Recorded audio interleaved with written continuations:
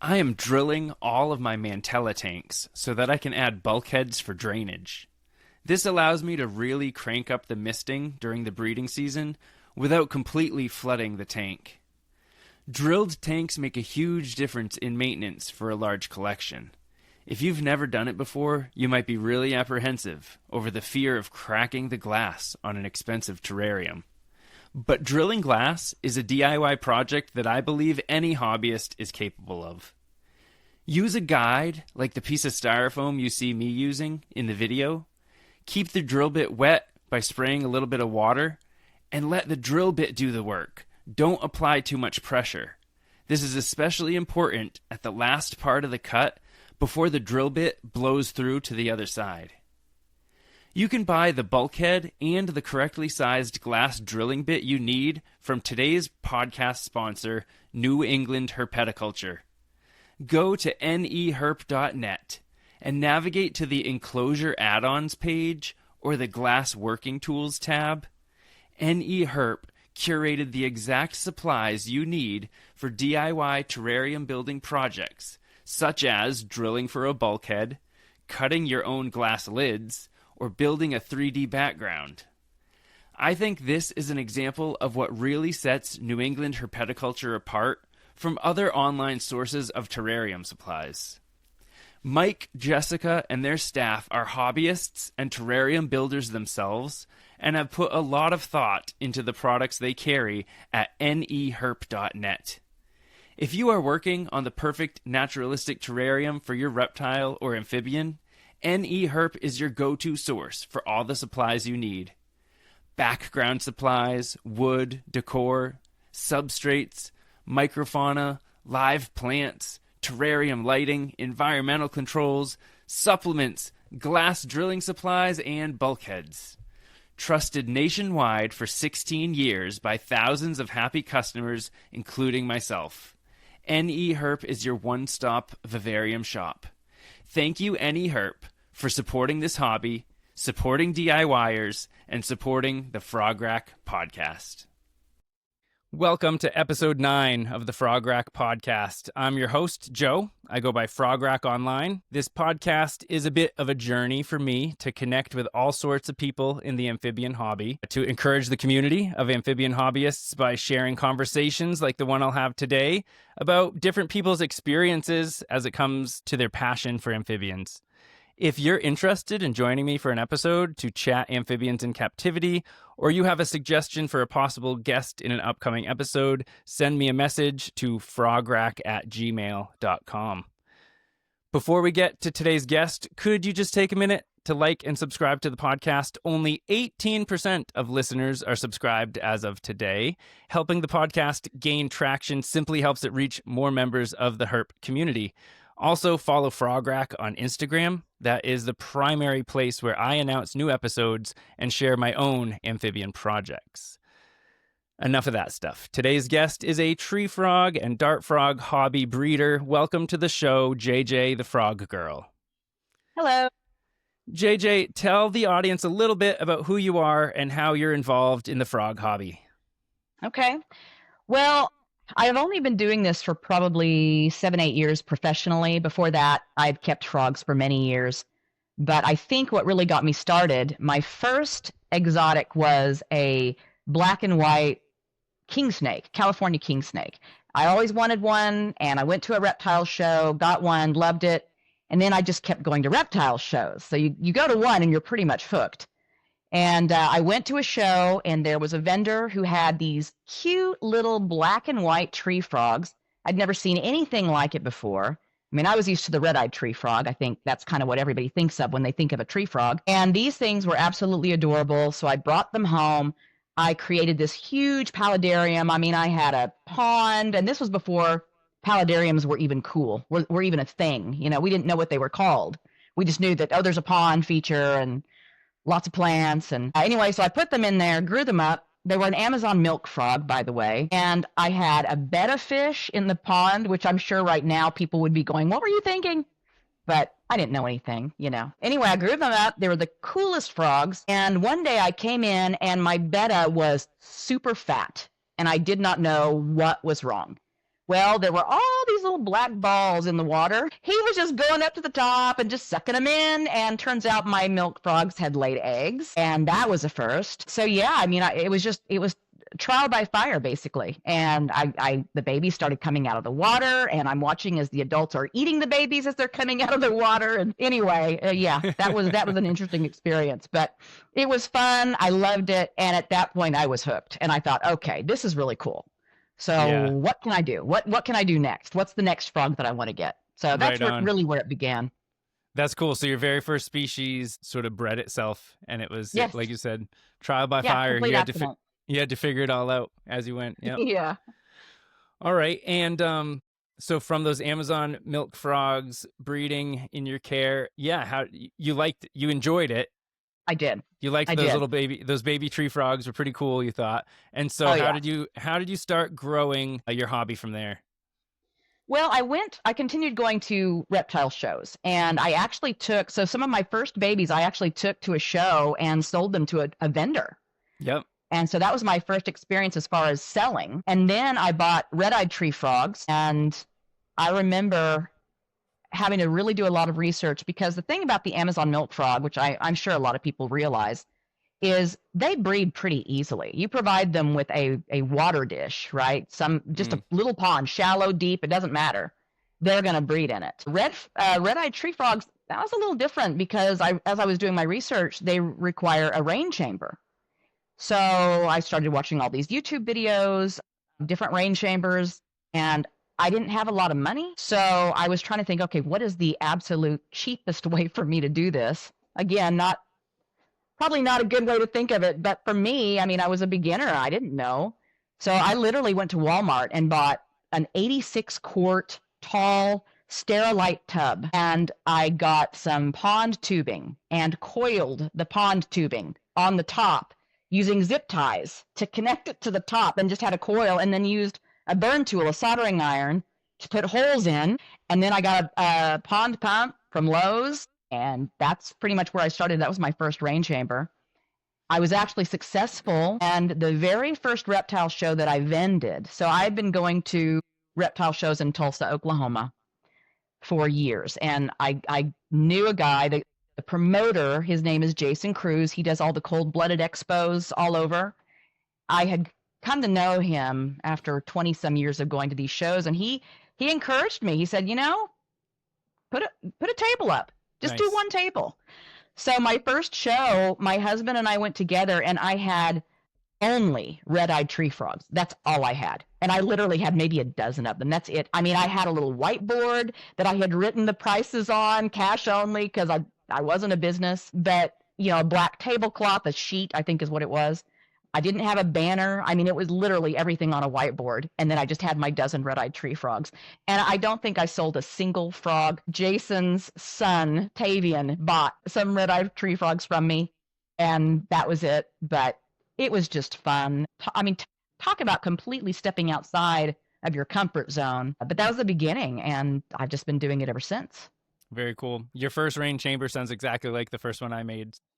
Really? And they work, right? It doesn't have It to be absolutely does. doesn't have to be So too simple. complicated. No, not at all. All right. So where are you at in the hobby today? Are you still exponentially expanding? Have you sort of found your limit or your comfort level with how many frogs you're breeding and keeping? Where are you at today? Well, I'm definitely have scaled back today from where I was. There was a time when I'm trying to think. I was breeding red-eyed tree frogs, Amazon milk frogs, Borneo-eared frogs, black-eyed tree frogs, glass frogs, and I hadn't even started with the dart frogs yet. This was all tree frogs, and I was doing a lot, and it was a lot of work. I don't think people realize. They think, dart frogs, honestly, dart frogs are easy. They don't require care every single day. I mean, they really don't. Tree frogs do.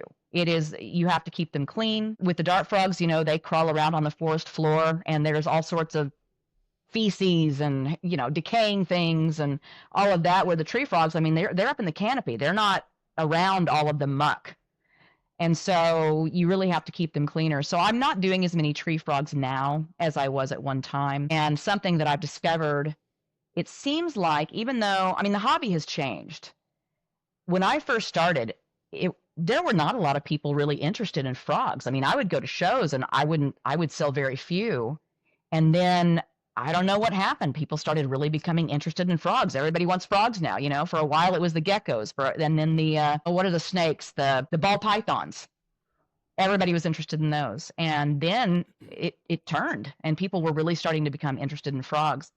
And I enjoyed for a while not really having any competition at these expos, Yep. and that was awesome. I mean, I was the only frog person, and that has changed. There are a lot of people recently, and I think COVID had something to do with that. You know, people being at home and what am I going to do? I can't go to work and I've got all these critters and oh, the critters bring me so much joy. Let me get some more. And then they started breeding them. Oh, this is fun. And so I see a lot more frog breeders now than there were, heck, just even 5-6 years ago. Yeah. Yeah. Especially with the popular species. Yes.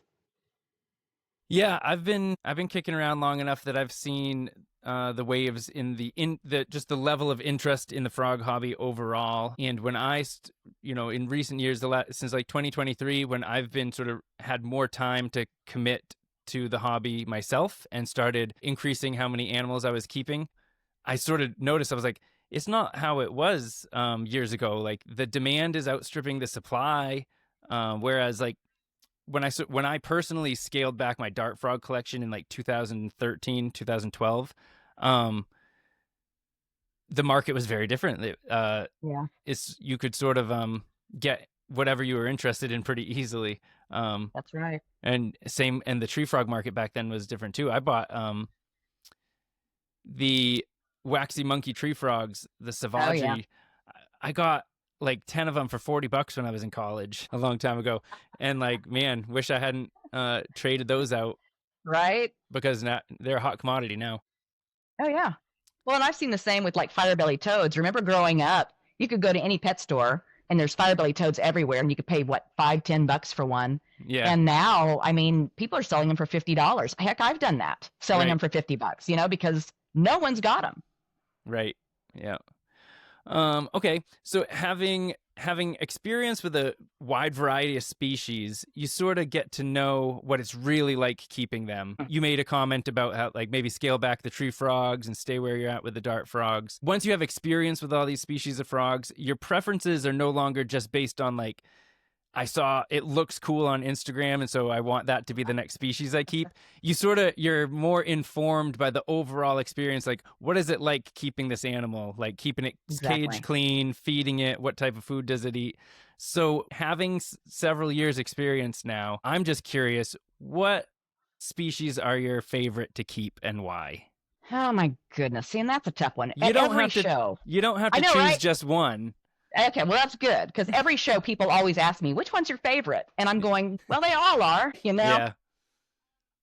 I think the Amazon milk frog is probably, I mean, they're just a cool frog. The thing that's so cool about them, I find, is there's really not another frog species out there that transforms so much from the moment it comes out of the water until it becomes an adult. Yeah. I mean, they come out of the water and they look like these little copper pennies almost, right?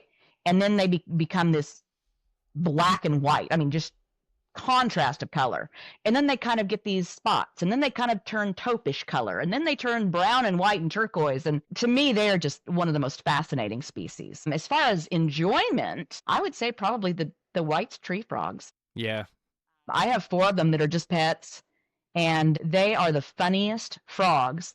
They talk to me. When it's food time, they make it clear that they're ready to eat, and are all spoiled. I hand feed all of them, and they're probably my favorite, just from a social interaction type perspective. Like, do you enjoy the day-to-day keeping experience of them? Yes. Undeniable. Yes. Yeah, white tree frogs, cool. Yeah, but you know what? I have a pair of giant waxy monkey tree frogs as well, the Peruvians, and of course they're beautiful, and they're huge, and they're the one species when I have friends over or people come over, they just go, ooh, wow, look at that, it's so big. And they're also spoiled. I hand feed them too, and I have people telling me you shouldn't do that because they'll get fat. Yeah. Maybe a little bit, but they're another one that I do interact with quite a bit, and they interact with me. I mean, when I come in at night to feed, their eyes come open and they turn around to look at me, expecting to be fed, and so I enjoy them a lot too. That's cool. What's their setup like? Being a big frog, they need a relatively big enclosure. How do you have yours They set up? do. I have them actually in a paludarium, Yep. but I don't use the water portion, Okay. right? So it's just that it's a 36 by 18 by 36.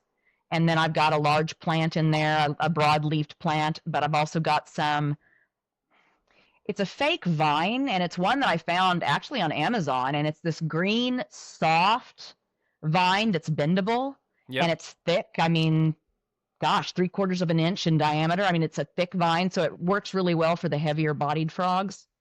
But that's how I have them set up. So it's kind of a bioactive, but yeah, I mean, that's how I keep them. And then a large shallow water dish at the bottom. Like I said, I don't take advantage of the paludarium part. Right. But Yeah, that's size fine. wise, that's what they need. Cool. And that species likes to perch on branches, not leaves, right? Or like That's exactly not on the right. glass or whatever. Yes, not Yeah. on the glass. And that's why that thick vine, that bendable vine works so well, because they perch on that and it can hold their heavy bodies. Cool. Cool. Yeah, that's an amazing species. Yeah, they are. Yeah, so lots of people keep tree frogs. I love tree frogs. They're one of the better pet amphibians. Many of the species, as you mentioned, relatively easy care, great personalities, good Hmm. keeping experience. Breeding them is a different story. True. Breeding them can be a challenge. Not necessary. A lot of species aren't difficult to get eggs from, but it's sort of an operation to It is. get those frogs to spawn and then to get that spawn to become little froglets. So I want to just talk through I'm just curious how you do things. Maybe you've learned over the years and changed to be more efficient or successful. What does your rain chamber look like today? Is it still as simple as it used to be? Well, actually, I'm not breeding frogs that require a rain chamber anymore. Okay. Well, you know what? I will correct that. That's not necessarily true. The frogs that I found are the easiest to breed are the Vietnamese mossy frogs. Cool. The challenge with those are finding females. I constantly get people asking me, "Do you have any females?" Yep. And I always have to tell them the same thing. I don't. But I keep them in a 55-gallon aquarium with about 4 inches of water. And then I've got some limestone rocks stacked up in there, and then also a large cork bark tube that it all juts out of the water, because they spend most of their time in the water, but they do come out to eat. Yep. So I just turn the crickets loose onto the cork bark or the limestone rock.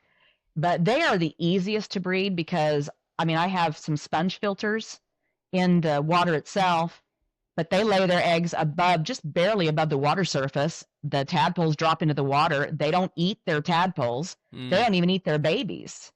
So, and their babies are actually pretty large when they come out of the water. So I just leave them in there until the babies have exited the water, and then I put them in a plastic tub. And honestly, I have gone to basically using plastic tubs for everything. And I don't do anything fancy. It's plastic tubs with moist paper towels as substrate, shallow water dish, and then I clean them every day. Yep. Okay. And it's a basic setup, very basic, but it works. And it Right. keeps the frogs healthy. Since I've started doing that and gone away from the bioactive for all the babies, all the offspring, I've had fewer issues with impaction, with bacterial infections, all of that. So that's what I have found that works for me. Cool. So yeah, those are the easiest species to breed. The milk frogs are easy to breed, but the challenge with them is the offspring. Mm-hmm. They are the most delicate offspring I have ever experienced. I've heard that from a few people. Why do you think that is? I'm not really sure. I'll be Yeah. honest. I'm not really sure, except that they are voracious eaters. Yep. So I feed them twice a day when they're coming out of the water. So I feed the milk frog babies about twice a day. And maybe the first day or two, I will feed them fruit flies, but I try to get them to pinhead crickets or even 1/8-inch crickets as soon as possible. The thing with them, if they miss a meal at all, they are going to die. Okay. I also have found that keeping them clean, really clean, is important, and just keeping enough food in front of them. But I'm cleaning them every day. Year before last, I think that's right, I had over 2,000 milk frog babies. Oh my gosh, that was a nightmare. Yeah. I mean, it really was, because it's keeping them clean, keeping them constantly fed. I mean, my food bill was, oh my gosh, it was out of control. But that's the only thing I can think of as far as why they don't do well. And you see a lot of breeders selling them when they're 2, 3 weeks out of the water. And then I see people post, unfortunately, about how all of their frogs that they bought died, And Yeah. that's frustrating for me because I know the care that is required for them. And that's one of the reasons why when I'm selling milk frogs, I don't sell them until they are a minimum of 2 months out of the water. I'm wanting them eating quarter-inch crickets and knowing that they are in good health before I even put them out on the table. Okay. So again, like I said, I don't really know why they're so delicate, but out of all the species that I have worked with, they are the most delicate. No kidding. Yeah, I had heard that they were delicate. I didn't know how that they were just so fragile as froglets. But Yeah. I had observed just what you're seeing, a breeder gets a spawn and they're quick to sell tadpoles or quick to Yes. move froglets along. And I thought it was just because they were overwhelmed by the number of animals, but it might also be because they know that it's going to be very difficult keeping these alive in large groups, and so they're trying to spread it out maybe, or who knows. And your latter point, I just don't see that. I mean, like I said, I had over 2,000 babies and it was a challenge, but I did it, Yep. Yep. I mean, you owe more to not just the frogs, but the customer. So to me, I don't see that as being a valid argument. To me, it's almost more likely that they understand it's going to be a huge food bill, right? And Yeah. a lot of maintenance, and they would just rather not. Which Right. again, I have a huge problem with, but I don't. Yeah.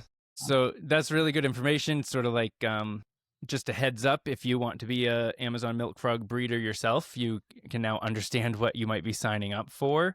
Or if Mhm. you see a really good bargain on tadpoles or 1 week old froglets, you might have an idea of what you're getting into there as well. Yep.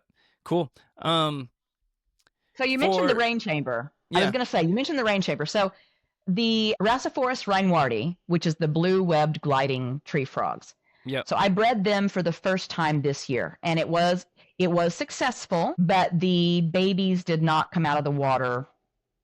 It wasn't a huge spawn. It was just a small spawn, I think maybe 20. Yeah. And one of the issues, of course, as a tree frog breeder, well, I guess really any frog, is the spindly arm, spindly leg, and that's how these guys came out of the water. So I Mm, was successful in breeding them, but not in getting the froglets out of the water. But in that case, I actually used a grow tent okay. to breed them in, and I created basically a similar rain chamber setup as I had done previously with pond tubing, and I did have filtration on the water. But what I did is in this grow tent, the entire bottom was water, about 6 inches of water. Yep. And then I had a filter on that. And then I had the pump coming out of the water and put some live plants in there, some actual fake vines hanging from the top, and it worked like a charm. I think, gosh, I had them in there for maybe 3 or 4 nights, and Yep. they produced for me very quickly. Cool. So there's my one rain chamber frog that I'm currently working with. Do grow tents hold water, or did you put it in a tub or No, something? they do not hold Yeah. water. You know what? The truth is, I don't know. I wasn't going to take that chance. Yeah. Actually, what I did is I bought a large pond liner Okay. and I cut it to size. And then I sealed it. So I had it going up all of the sides, all four sides. And then I used, gosh, I hate to tell you exactly how I did this because I really rigged it, but it was Gorilla Tape. I used Gorilla Tape around Yep. the sides to hold the pond liner up on the sides and then had it raining down. But here's the other funny part. Again, you don't know till you try. Yep. But the zippers leaked. So I would have it raining in there, and I had the timer set up to rain for maybe an hour. Well, I came in after 30 seconds, and I'm seeing water come from inside through the zipper. So Yeah. immediately I'm having to shut it off. And I'm thinking, well, this isn't going to work. Well, it did. So Hmm. even with only being rained on for 30 seconds at a time, and Hmm. that's what I would do. I would come in at night, turn it on real quick, watch for the rain to start or the water to start coming out, and then I'd shut it off Yep. just to try and get something happening in there, and it worked. So Right. Yeah. Grow tents interest me. I haven't experimented with one yet, but it sure is an economical way of creating a large enclosure. it is. If you go online, you see some like snake and monitor people trying out some pretty big grow tents, and so even a small grow tent, like 3 feet by 4 feet or something is a huge enclosure for a group of tree frogs compared to glass tanks. So I'd Yeah. love to see someone experiment with that, so Yeah. I don't have to be the first one. So you don't have to, right? Good to Before hear. you jump in. Yeah. Yeah. Well, and the grow tent that I have is a 3 by 3 by 6. Cool. Yeah. And for the gliders, I mean, it's great, you know? They Yep. loved it. Cool. All right. Yeah, and so I mean, you're an experienced tree frog breeder, but that species raising the tadpoles the same way that you probably have raised thousands of other tadpoles, that species just didn't get everything it needed somehow. No, it didn't. And, you know, some people think that it could be a first time spawn, right? I mean, this is a first time spawn. I mean, you see that even in dart frogs. A Yeah. lot of times when you have a group of breeders that you've grown up, the very first clutch of eggs that they lay aren't fertile or have some issues, right? I mean, so to me, I thought, well, it could be that, but I don't know. I don't know. But I haven't given up. I'll Right. definitely be trying again and seeing if I can successfully get the spawn out of the water this next time. Cool. Yeah, that's an interesting species. It's really cool, and it's been in the hobby for like 30 years, but it has never I know. really become established. I know it. And they're beautiful. They are very beautiful. It used to be just that they were coming in wild collected, and they just didn't fare well. So like you couldn't even establish adults, but then once, and there has been some examples of captive breeding. But again, people still, for one reason or another, they're a challenge. So keep Yes. at it and let us know when you have success. Yeah. No, absolutely. Cool. For species that don't have very difficult to raise tadpoles, but have a lot of tadpoles, how do you set up tadpoles? Does your house just become absolutely overwhelmed with plastic containers of water, or what? Pretty much. Yeah. Yeah, well, I mean, it depends on the species, right? The Amazon milk frogs were so easy. I just put them in a 40-gallon breeder. And here's one thing that I have discovered, though. So with the mossy babies, the mossy tadpoles, you can use the sponge filters, no problem. The milk frogs, I use a canister filter on the milk frog tadpoles. Okay. Yep. Because they, like I said, it's all about cleanliness for them. And it's just, even the water that the tadpoles are in, you just have to keep it pristine.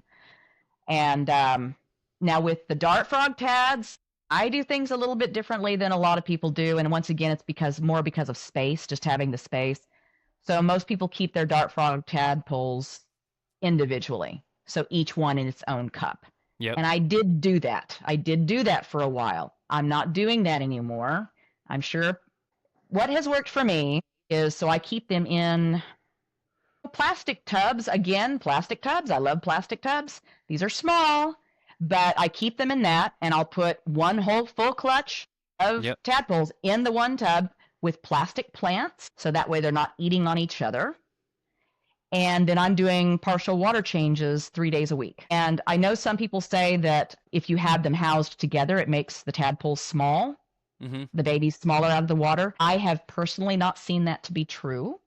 So I don't know if it has to do with how often people are doing water changes or what they're feeding them. But for me, they're actually coming out of the water bigger than they were when I was keeping them in individual, say, 16-ounce deli cups, you know?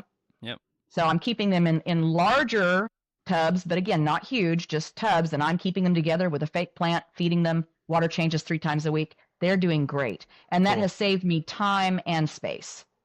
Yep. So that's what works for me.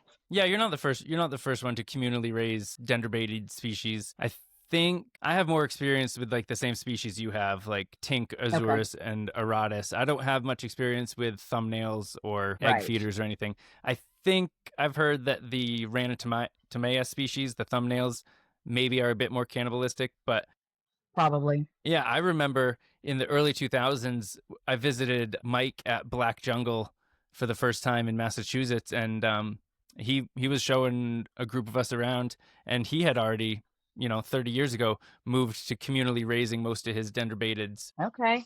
And he thought it worked, like you said, it worked really well for him, so he didn't change it. Yeah.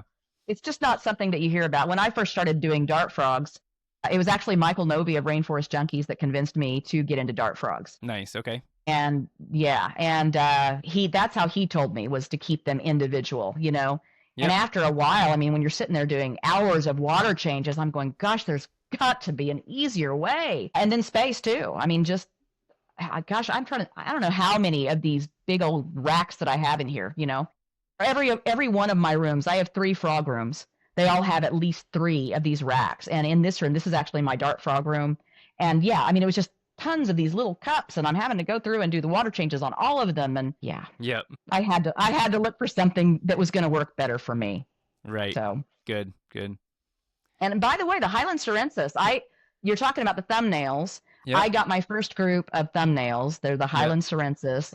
I call them the Pikachu. They're so cute. Cool. I haven't bred them yet, but I've been hearing them calling, so we'll see what happens. And I was told by another friend that he thought with them they worked best if they actually raised the tadpoles themselves instead of taking them out and doing what you do, like what we do with the tinks. Yep.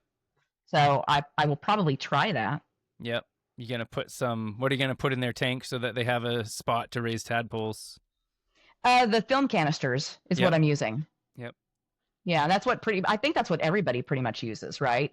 Although I've used, condiment cups, little condiment cups, the little 4-ounce ones. I've actually started putting some of those around in some of my tink enclosures, and they will deposit their tadpoles. Well, the Aratus did that for me, the Highland Bronze Aratus. Yep. They deposited their tadpoles in those little condiment cups. Cool. So, yeah, that works too. Nice.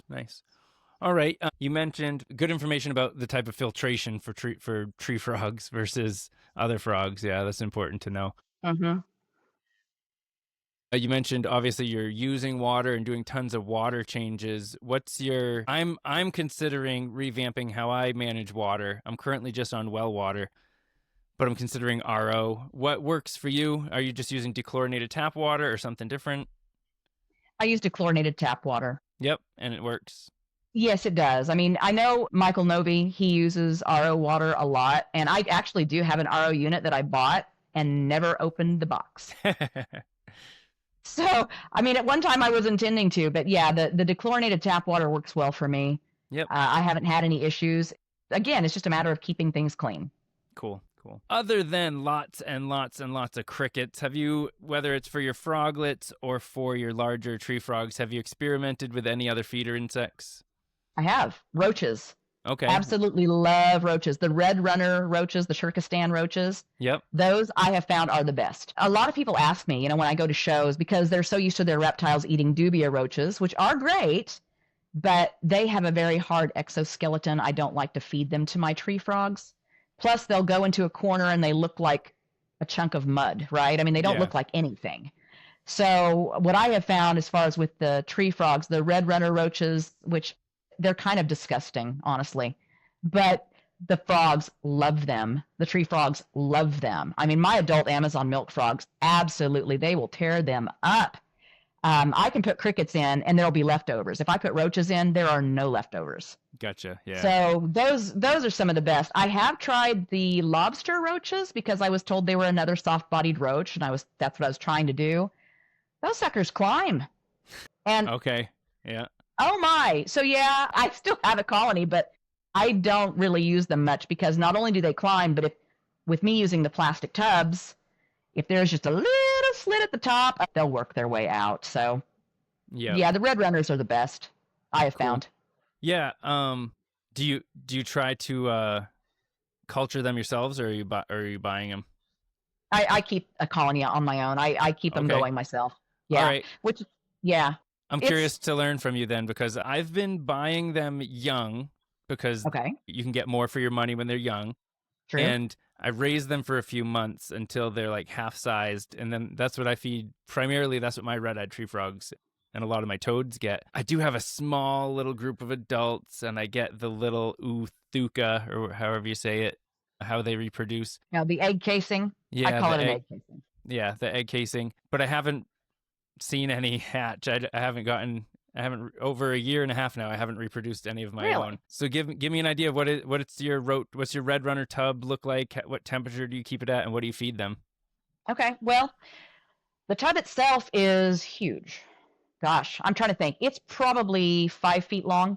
Okay. I mean, it's one of those that you buy at Lowe's, right? It's huge. And then I do have a screen in the top of it. So I keep the lid on it. But the thing about those is that they like the higher humidity. But if you completely shut them off, it gets really gross inside their enclosure because they produce a lot of humidity just by themselves. Yeah. So a screen top is really good, partial screen.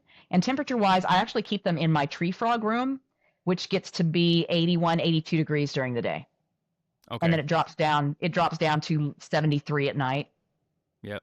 And that they like a warmer, I don't know how warm you're keeping yours, but you need to get it to about 80 degrees. Not warm enough. Which then. you can use huh? I'm not keeping them warm enough then. Okay. Yeah, that's it. Which you can use. I mean, I've used before ceramic heat emitter. Mm-hmm. So you've got that screen top. Just put ceramic heat emitter on top, so that way you can get some heat in there. I mean, you can do that if you don't have a room that gets warm enough. Right. So, but yeah, they're great, and they produce quickly. Yep. Yeah, all the animals I feed them to love them because they're very active. It sort of incites that feeding response that you would never get from dubia. Exactly. Yeah. Cool. All right. So then the next sort of topic that you have to face as a breeder of tree frogs and dart frogs is finding homes for all those little animals you produce. What are the markets that you sell into? Like, how do you find people to buy these frogs from you? Well, obviously going to the shows is huge. I mean, that's how I got started. It's still a good way it's a good way to establish yourself, right? I'm fairly established. So right now I do a lot of sales online. I do not have a website. I do everything off of Facebook, but I have shipped frogs all the way to Alaska. I'm in Oklahoma. I've shipped frogs to Alaska, to Florida, to California. I mean, every state in America I have shipped frogs to. And I think it really is from word of mouth, most of it now. I mean, after I've been doing it for several years. But the expos, the reptile shows is probably the best way. I mean, that's how I got the word out about myself, right? Yep. And then create that online presence. That's really the best way. Cool. And the nice thing about going to shows is that you can really have that one-on-one conversation with people. If they're getting into frogs for the first time, you can tell them, what's the best beginner species, which is the White's tree frog. That is the best beginner species, hands down. But I do get a lot of questions, what am I looking at, humidity, temperature, and you can really discuss all of that with someone face-to-face. It's a lot easier. But I've also created care sheets. So I've given care sheets to people when they really don't have a clue what they're doing with a certain species. But that being said, if someone asks me, for example, about red-eyed tree frogs, and I think they're just beautiful, I've always wanted some, I always tell them, well, have you kept frogs before? Because they're considered an intermediate species, right? If you're just looking to just get started into keeping frogs, let me recommend something else. And that's just because, they're a little more delicate than some other species. I mean, even the Amazon milk frog, as delicate as they are as babies, as adults, they're an easy keeper. Yeah, red-eyed tree frogs are interesting. I think their main appeal is how colorful they are, their general appearance, and that it's easy to imagine that you're going to keep them in a lush tropical vivarium. Right. But then come to find out, a lot of people then choose to keep them very simply so that they can keep the enclosure clean. So you sort of lose the appeal of keeping them in a jungle, and now they're just a simplistic enclosure. And then they tell me if I'm wrong, but they don't have much personality, and you never see them eat. True. No, you're absolutely right. Yeah, you're absolutely right. So well, a lot of species you can actually start to tongue feed, right? So you know that they're eating. I've never been able to tongue feed a red-eyed tree frog. Right. Yeah. Yeah. Even other tropical leaf frogs, like from the genus Crusiohyla, or like your Philomedusa bicolor, they take food right out of your fingertips. Never mind, we've all seen White's tree frogs eat. Yeah, it's true. Well, it's something, I love a bioactive enclosure as much as anybody else. I mean, I'd love the idea of having all my frogs in an amazing rainforest type setup. But what I found for me personally is that it almost encourages laziness. And what I mean by that is it's real easy to think, well, you know what? I'm going to wipe it down. I'm going to wipe everything down once a week, but then the weekend comes and you're going, oh, you know what? They'll be fine. It's bioactive. There are critters cleaning stuff up. I can wait till next week. And next thing you know, your frog has an eye infection. Yeah. So that's what I have found for me personally with the bioactive setups is it's easy to kind of get lazy with it. They're fantastic as long as you're going to stay on top of it and make sure that, you know what, even though it's bioactive, it still needs to be cleaned, still needs to be maintained. Right. Yeah, and with a tree frog, whether you have simplistic or naturalistic or bioactive, you're going to probably have a water dish because they really do have a need to sort of like hydrate and poop in their dish every single day. Exactly. And so cleaning water dishes becomes a daily absolute necessity. Whereas, again, my own journey through the hobby focused first on dart frogs, and I grew a large dart frog collection. And so cleaning tanks was not a thing. Dart frogs fit that bill. If you want that little mini slice of jungle in a glass box to really enjoy and not have all that much maintenance, you just add fruit flies. That's exactly right. Yeah, other species of frogs are not like that. Yep. So cool. No, Okay. and that's where, yeah, when Michael Noby convinced me to get dart frogs, I mean, he was sitting there telling me, trust me, you're going to love it. You know, you're used to doing tree frogs. These are so much easier than tree frogs. And I'm thinking, you've got to be kidding. Because they look difficult. I mean, you're thinking they look difficult. Yeah, he was right. And I love it.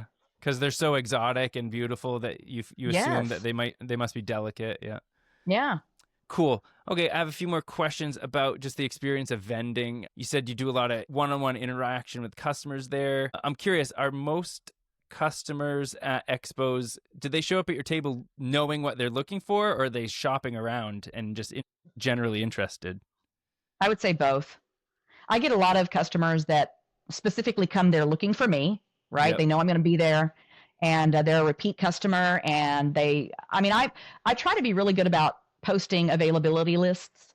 So that way, when people are coming, they know what I'm going to have with me at the show. Right. And that way you're not just showing up hoping, oh gosh, I hope she's going to have this. I like my customers to know this is what I'm going to have. Usually that's what I find is they come to my table, they know what they want, but then you get the occasional one that maybe they've never messed with frogs at all. Right. And they just happen to come by my table and go, oh my gosh, frogs, they're beautiful. And tell me about them. And what's the easiest one? And, and so I would say it's a good mix of both.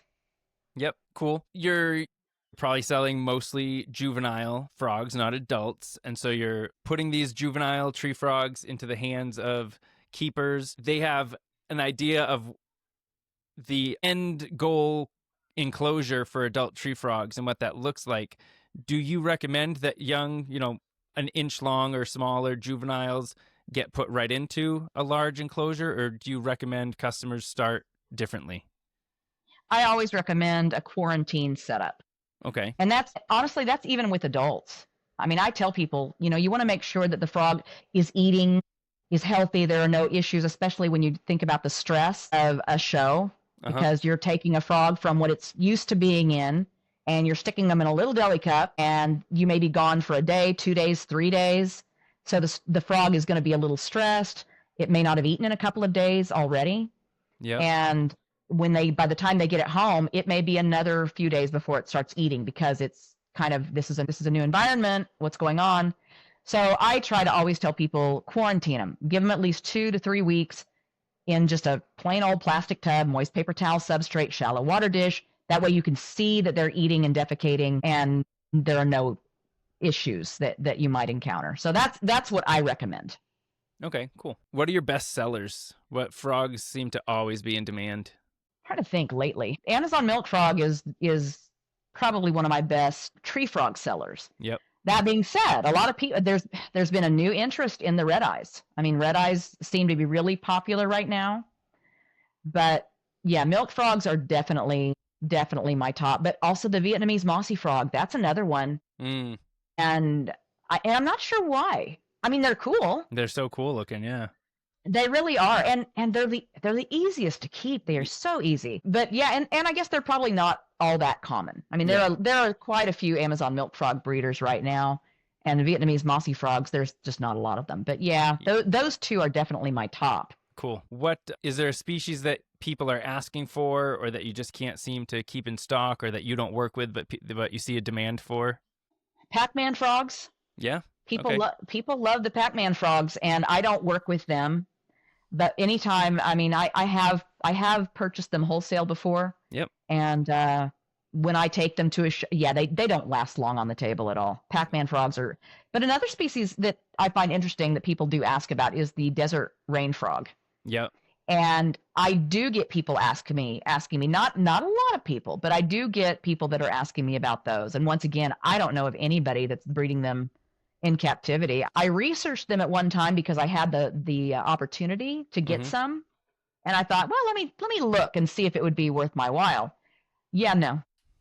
Right. It was, I mean, you're talking about they have to go through a dry period, right? And burrow, and there's just a lot involved even when you bring them out of that hibernation period. And it looked like a lot of work to me. And I think it probably is because I still don't know of anybody that's working with them. Right. Yeah, they're sort of Instagram famous because of their grumpy attitude and they're so cute. Fat little bodies. Cute, but, yeah. But the chubby frog, I mean, right? To me, the chubby frog, if you can't have a rain frog, chubby frog. Because they have a similar face and they have lots of personality. They're super cute and they're an easy keeper.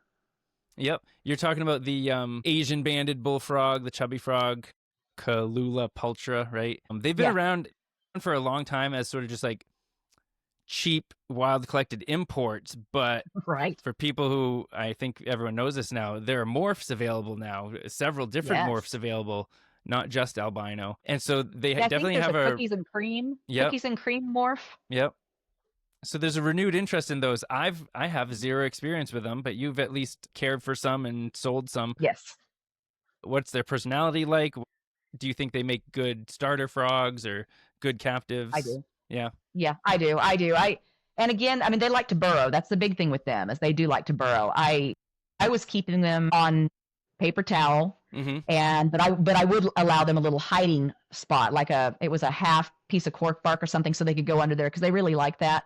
And what I would find is they would somehow they would manage to burrow into the paper towel even. I mean, they'd just do their little shimmy, and there's a little bitty face just sticking out under the paper towel. And oh my gosh, they are cute. They are an adorable frog. I have never tried to breed them, but yeah, they were really easy to keep. I mean, they like the warmer temps. I just kept them in my tree frog room where it gets 82 degrees and they like the higher humidity and easy to eat. I mean, they eat anything that would run in front of them. Okay, that's my question. Yeah. When you put food in, they become active and they start hunting they food. Do. Yeah. Yes. And the people that I've sold them to, I mean, the friends of mine, because I do have some friends that got some from me. And oh my gosh, they just love them. And they kept telling me, let me know when you get more. I mean, they just absolutely love them. So yeah, they're a great frog. Yep. More about to hit the market. People who follow Mike Matson on Facebook know he's a very successful breeder and he's working with morphs of that species. And from what I know about them, they lay a lot of eggs. So there'll probably be quite a few of them on the market. As White's tree frogs and Amazon milk frogs prove to us that no matter how many frogs you produce, there is a huge market for these frogs, and so they're not gonna linger waiting around to be sold. Yeah, I don't think so. There's a lot of frog hobbyists out there. Hopefully they'll start listening to this podcast and we'll get to know each other a little bit more. Cool. So that's expos. I'm about to I've never vended an expo before because I've never really had that much captive bred amphibians to sell, but I'm gonna give it a shot this year, starting right just at my local expo in New England. What's your advice to me as a very first time going through the whole experience of packing my animals up, getting them to the show, spending the day at the table? Do you have any tips or tricks for me? Keep your table clean and clutter free. Try and make it look nice and organized. Yep. As a vendor, be standing. Stand up, talk to people as they walk by, say hello, smile on your face, right? Yep. The last thing you want to do is sit in your phone. So many people are just sitting down, phone right here, people walking right by the table. And that was actually the best piece of advice that I got from Jason Cruz at the Cold Blooded Expo. That's exactly what he told me. Okay. He said, do not be sitting down, looking at your phone. You need to be standing up and sell. I mean, that's what you're there to do, right? Right.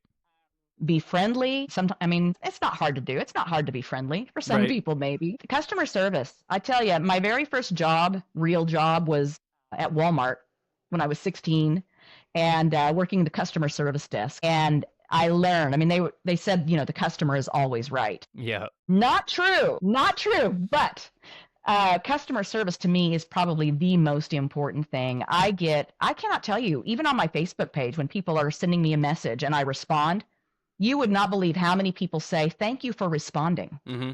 And I'm thinking, well, why wouldn't I? Right? Right, right. Of course, I'm going to respond. But I guess people don't. I guess a lot of people don't. For me to get that over and over and over again. So yeah, I mean, for you, that's what I would say. Customer service is the most important thing, and make your table look nice. Yep. I mean, even if you're keeping, I mean, I know some people that have these big old fancy displays, the plexiglass displays and all the fancy lighting and all of that. And I don't have all of that. I keep mine pretty simple because I don't have a big van to put everything in. I pack everything in my Jeep. So, I got to make it all fit.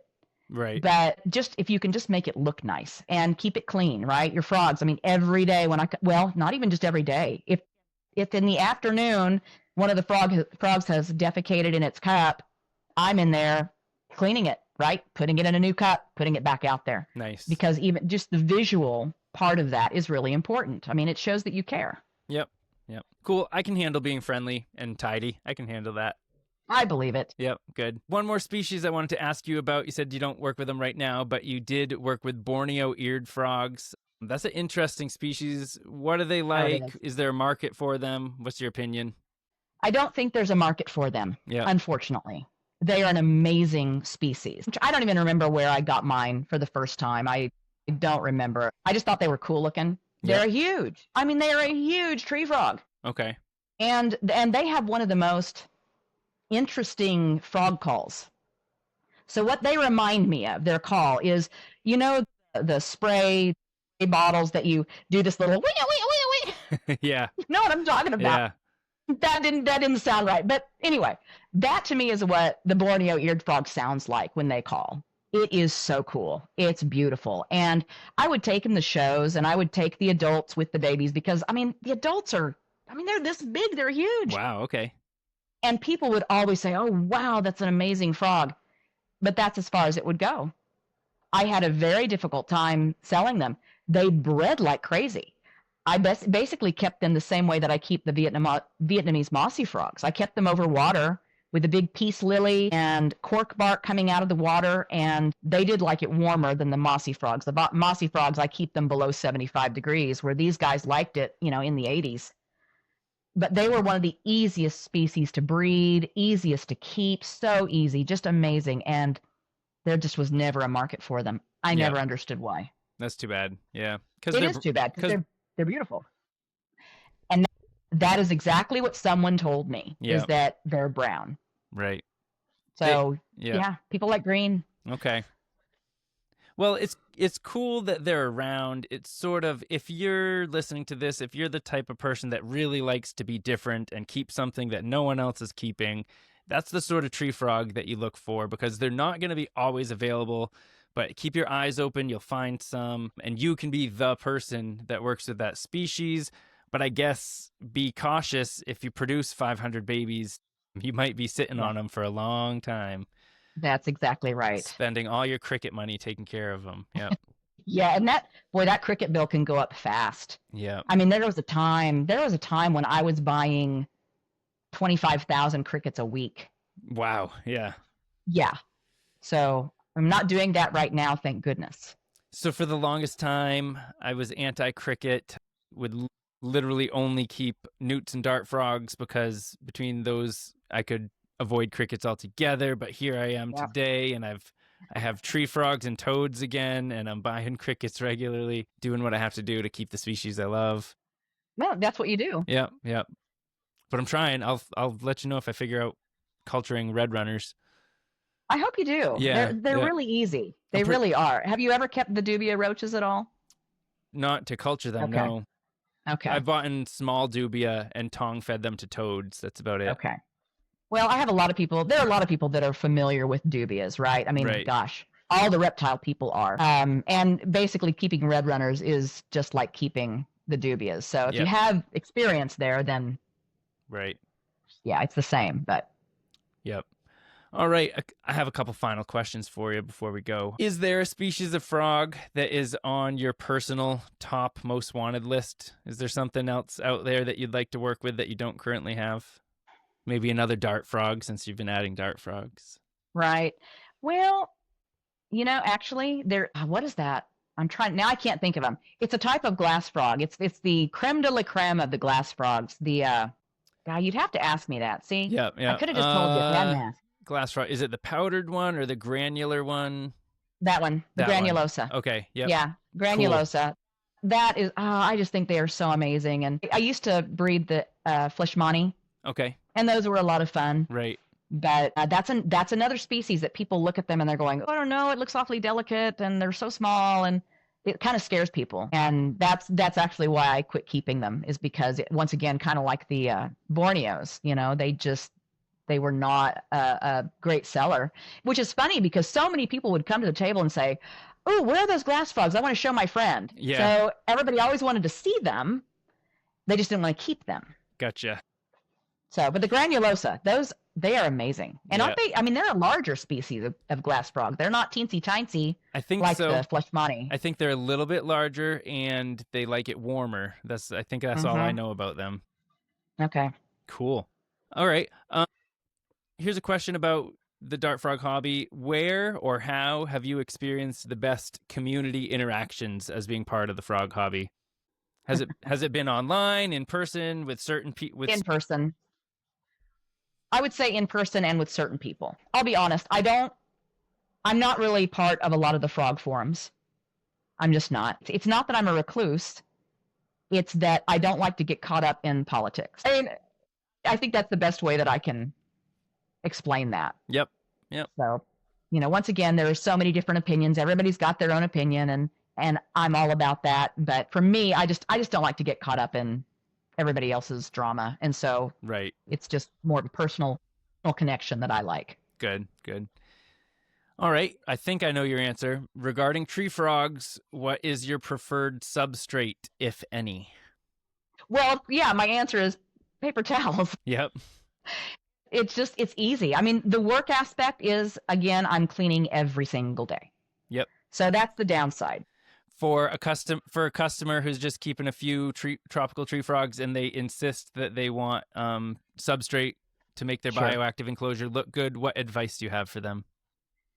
Well, so there was a time when I made my own substrate. Mm-hmm.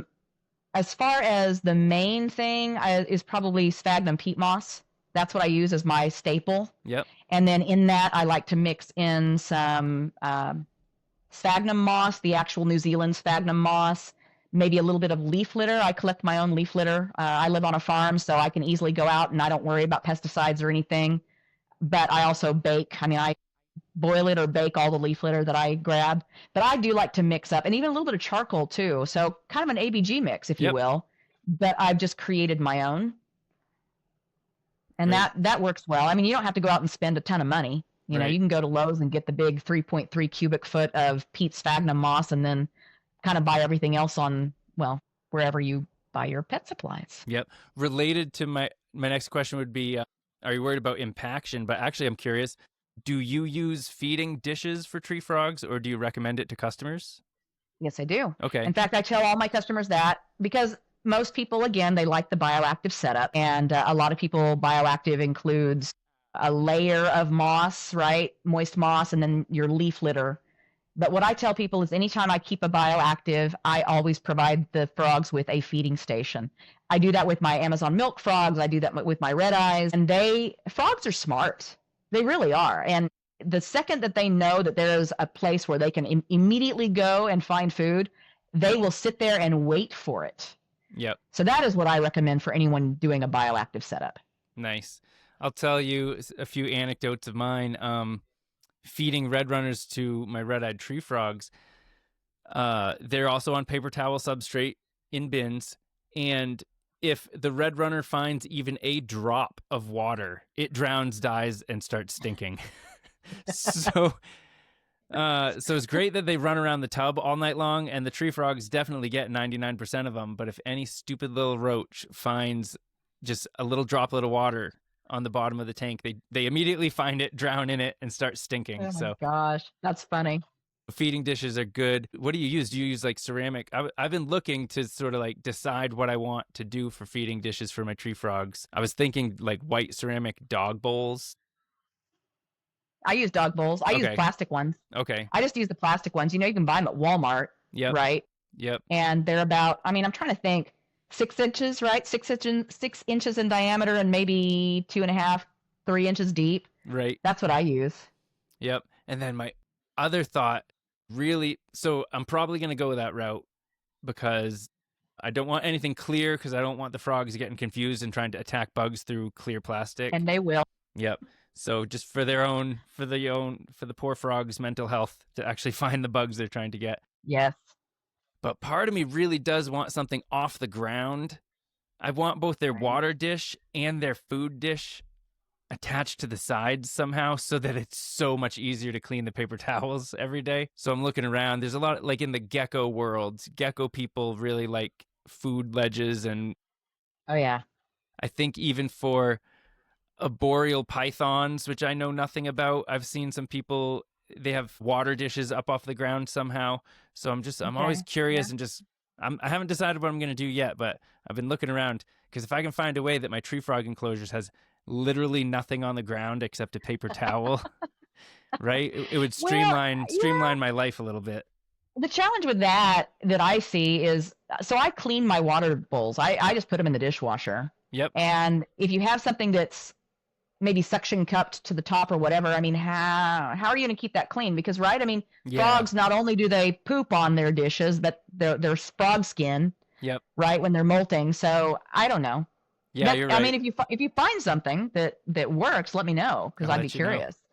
And something else I was thinking about with the food stations, because this is something else that people ask me as far as a feeding station. How do I keep the crickets from jumping out, if that's what they're using, are crickets? And if you pinch the back legs off of the crickets, they can't jump.